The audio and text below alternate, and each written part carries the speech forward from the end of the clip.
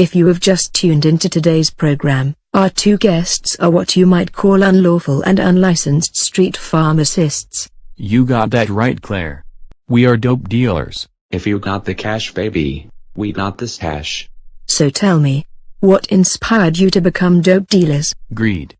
I like money. Lots of money. But the traditional route of college and hard work sounded like too much bother. Instead of taking the long way to success, Jake and I found a shortcut. On a good day, we will make more money than the sleazy lawyer who keeps us on the streets. And when the cops harass us, we scream brutality. You gotta know how to work the system. It sounds like your profession is not without its risks. Yeah, there are risks. But Zeke and I are armed better than most cops.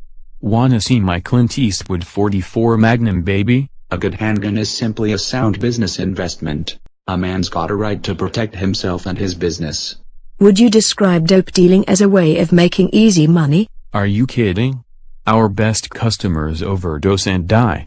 This means we have to be on the lookout for new customers to replace those customers who end up in the grave. I had 3 good customers to die in a single month. Do you understand how that plays havoc with my profit and loss statement? Just this week, 2 of my best cash customers overdosed. We should get a kickback from the coroner.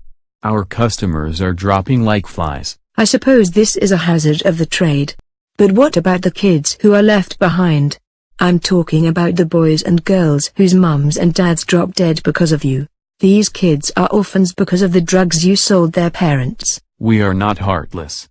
I once bought a pair of Reeboks for a kid whose mother had overdosed on the heroin I had sold her. You should have seen the little creep's face light up when I handed him those Reeboks. When a 13-year-old's father died of an overdose, I gave the kid my old Smith & Wesson .38. I thought he might like a handgun for protection. When it comes to kids, we are just a couple of teddy bears. Police interference, dead customers, and orphaned boys and girls are the dark side of your business, I suppose. But may I assume there are some happier moments in the life of a drug dealer, something that makes it all worthwhile? At the end of a long hard day, I remind myself that a big pile of cold hard cash awaits me, and my customers will do whatever it takes to pay me for my humble products. I agree. Heroin makes our customers do crazy things. You got that right. Our customers will sell their bodies or steal from their families to pay us for our little bag of tricks. It is all very entertaining.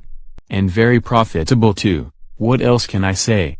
I love money and am perfectly willing to see others suffer and die as long as I get my cut of the action. Before we go, do you have any advice for an ambitious young man or woman who aspires to peddle drugs? Certainly. Stock up on ammo and remember that misery is the dope man's best friend. This has been most enlightening. Thank you for being such charming guests. Tomorrow's guest is a former Illinois governor who will tell us about his adventures in a federal prison. Politicians.